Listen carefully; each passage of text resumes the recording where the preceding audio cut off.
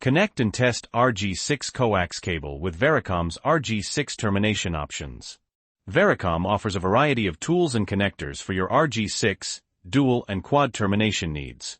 This video will show you how to use these tools and connectors to create a high-quality RG6 connection. To use Vericom's Coax stripping tool, set the orange V-block to the proper wire size.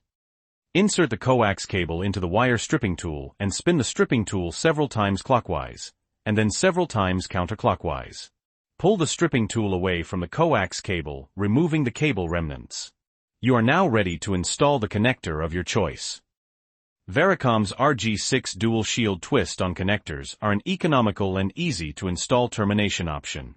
Firmly press the twist-on connector onto the end of the prepared coax cable and twist the connector clockwise until it is fully seated against the cable.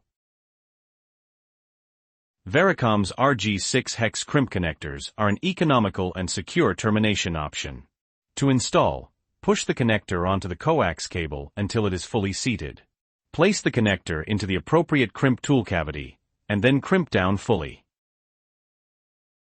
Vericom's RG6 compression connectors in combination with Vericom's ratcheting coax compression tool are easy to use and create a permanent and waterproof termination.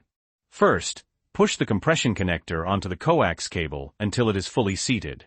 When using the ratcheting compression tool, insert the prepared coax and connector into the holder and then fully close the handle to compress the connector and complete the termination. Use Vericom's pocket cable toner and F81 barrel connector to quickly let you know whether you have a good or bad connection.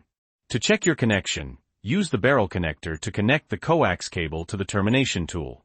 Once they are connected, a red LED will light up to let you know if your connection is good. Good transmissions start with good connections.